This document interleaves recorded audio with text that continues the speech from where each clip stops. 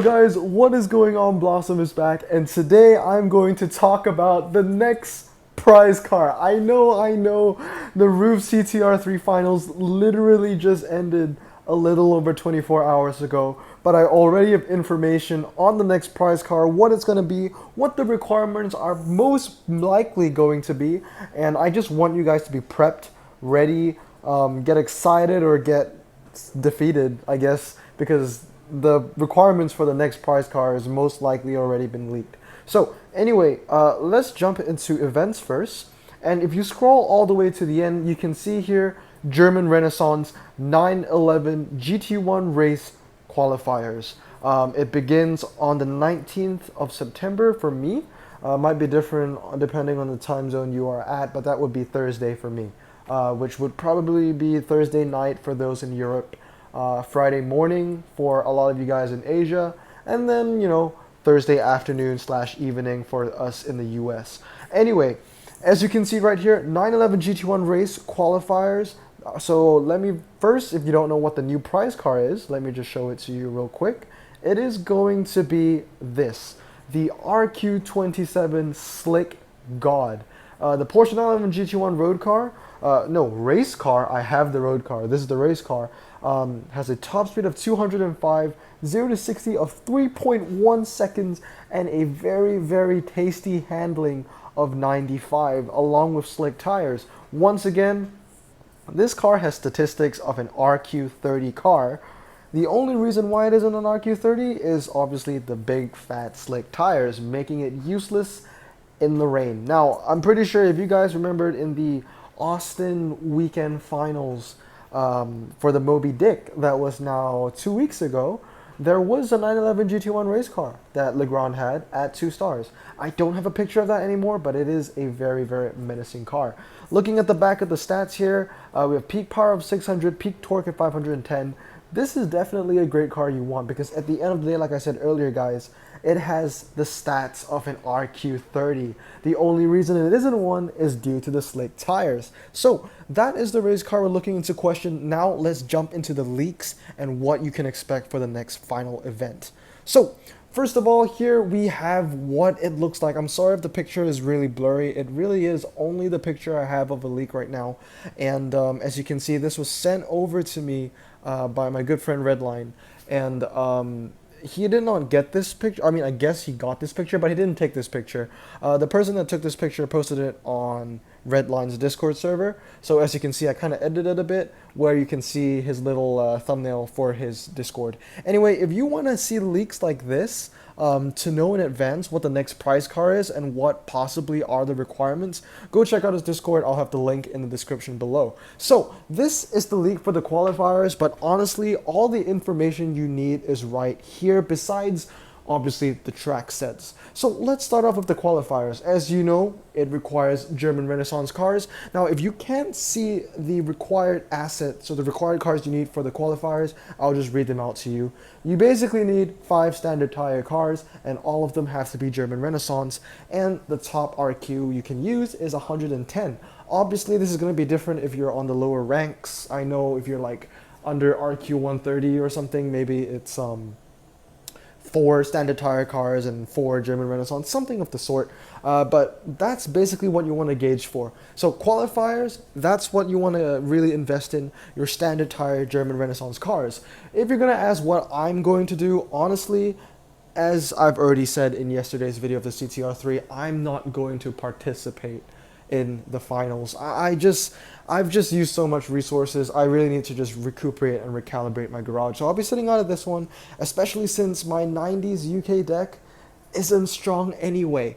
Anyway, those are the requirements and cars you need just for the qualifiers. What really makes this interesting is looking at the prizes. So as you can see, we have British carbon fibers in the top 10. Then you have a British premium and the British steel, and so on and so forth. Now, in the top ranks 1 to 3, we have the Lotus Esprit Sport 350. It's a beautiful car. I used to have one, then I fused it into my McLaren 12C. The last time I got one of these cars was really, really long time ago. We're talking back in 2017. The next prize car you can get is the TVR Subaru Speed 6, which ironically is the car I got. from my carbon fiber that I won yesterday when I got the CTR3. In third place, you get the TVR Griffith 4.3, followed by the Jaguar XKS. And I think the one after that is a Ford Puma, but at that point, who even gives a damn anymore? So, I'm gonna say 99% the finals for this 911 GT1 race car is going to be 90s British.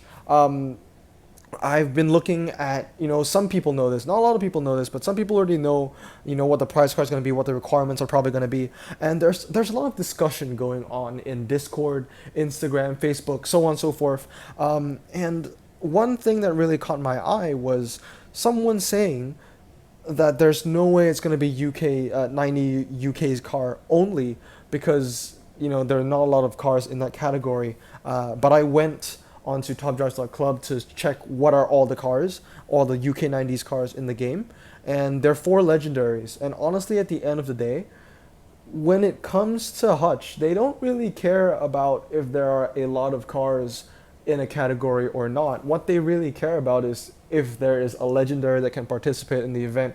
We saw that with the BMW M4 GTS finals. Hutch deliberately made asphalt fast circuits just so people could try and kill to get the the Acura NSX. And once again, using the M4 GTS finals as an example, there was only one epic car you could use in that final. Honestly, a US 4-wheel drive off-road, like the Ford Raptor was the only epic you can get. And running through the list of all the epics you can get in this one, you can get 2. I think it's this Lotus and a Caterham. So with that said, I can tell you right now, I am 99% sure 99% sure that the finals is going to be 90s UK cars. So I would say 99% take my word for it. If you really want that 911 race car, I keep saying road car. If you really want that 911 race car, I would recommend really investing in those 90s UK cars. If you want, maybe don't invest them, but instead of opening normal ceramics, let's say you really, really want this Porsche, then instead of opening normal ceramics, save up. Sorry, I had a hiccup, and open British premiums instead, and hopefully you'll get lucky and land a 90s UK car. Anyway, last question to be answered here is, what are all the UK 90s cars in the game? Well, I got you. Let's start. Basically, this is like a what you can get from that pack series as well. Right here, I'm going to show you every UK's 90s car you can get. And yeah, so basically when the 90s UK's carbon fiber come out, I would have already covered this topic. So starting off with the TVR Griffith 4.3, followed by the Vauxhall Calibre Turbo 4-wheel drive. Now, unlike the American events that happened recently in the past month, I can't really give you my personal opinions about a lot of these cars because I don't own them.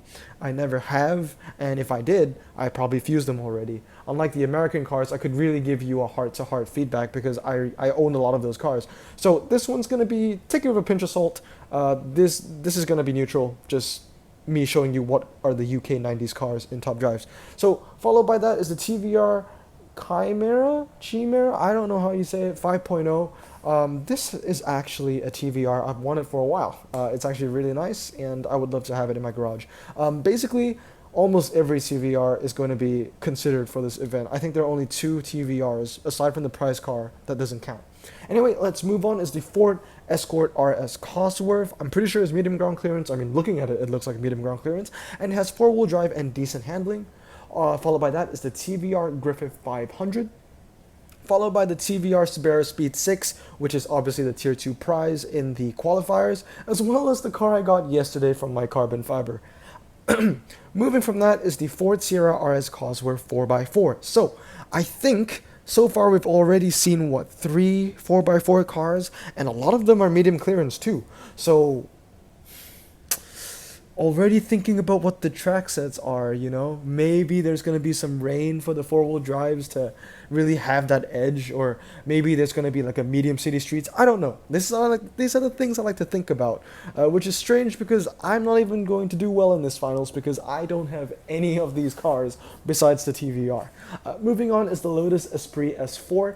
This has been an ultra rare I've wanted for a while, actually. just to max out and keep. One of the reasons why I love this car is because it's cool. It's just rad. I love it. It just looks so nice, and the stats are okay. Moving on is the Lotus Carlton as well. Has the sleeper tag on it, and I have to agree, it's pretty good. It beats my BMW M5 in a drag, which means the MRA on this bad boy is pretty strong. Now, moving on to epics, there are only two epics you can get. The first is the Lotus Esprit Sport 350, which is also the Tier 1 prize car from the qualifier. So honestly, I would recommend trying to win this prize car because there's only two epics in the UK's 90s category. Moving on is the other one, which is the Caterham JPE. Obviously, second best Caterham in the game, or second best epic Caterham in the game behind the Superlight. It's a good looking car as well. Moving on are the legendaries. 1 Jaguar, 3 McLarens. We start with the Jaguar XJR15. This thing has an MRA of a beast. I think it's 115 or 110. Really strong car. Moving on is the McLaren F1LM, which genuinely is just such a great car. I mean, it has so many different tags to it. It has the 90s tag, the British tag, the ultra expensive tag, and the driver's choice tag. It's a really good car, and Elliot, if you're watching, I know you have one, and I know you're smirking. But yeah, honestly, guys, for this finals, pull out the inner Rowan Atkinson in you, or pull out the inner Mr. Bean, because all the McLarens are F1s. The next one is the McLaren F1 GT, 1997, amazing MRA once again, 3.30 to 60, a top speed of 240 and 90 handling. And finally, the McLaren F1, owned by the Mr. Bean himself, 240 top speed, 3.20 to 60, 87 handling, and MRA of a beast. Honestly, all of these cars have really good MRA. I think the one with the lowest MRA is the F1 GT. If I remember correctly, is 89. I'm not sure if I still have topdrives.club on my laptop. I do. The F1 GT actually has a really good MRA of 103. The F1 has an MRA of 100. The F1LM has 89.46, and the Jaguar XJR15 has an MRA of 111.11, 111.11. So, honestly, guys, UK 90s carbon fiber sounds like a pretty good deal. In terms of the legendaries you can get, because all of these legendaries are strong in their own way. They're going to help you in the finals, probably 99%. Okay, I'm not going to give you 100%. And they all have great MRA. Anyway, hope you guys enjoyed this video. I hope this video helps. And yeah, I mean, I know the struggle, and I know how much you need to invest and how hard it is to get tier 1. Obviously, this 911 GT1 race car is very, very good. I hope you guys do the best that you can. Yeah, I mean, right now, I would say start prepping. My best advice to you, if you really want this Porsche, and if you think you have a good chance, is just to save up and open those British premiums. Once again, guys, take it with a pinch of salt. I'm 99% sure that the finals is going to be UK 90s cars based off what I've seen. And then obviously we already know what the qualifiers are going to be, since we already know what the requirements are. Now, once again, the only thing we don't know yet are the track sets, but I can tell you, especially since there were 2 semi-off-road finals in the past 2 weeks or 4 weeks, this one's going to be all asphalt. I don't know if it's going to be rain or dry, but it's all going to be asphalt, because look at the cars, guys. There's not a single off-road car you can get. Anyway, hope you guys have a great day. I hope this helped. Remember, if you really want it, take my advice with a pinch of salt. 99% sure I got all of this right.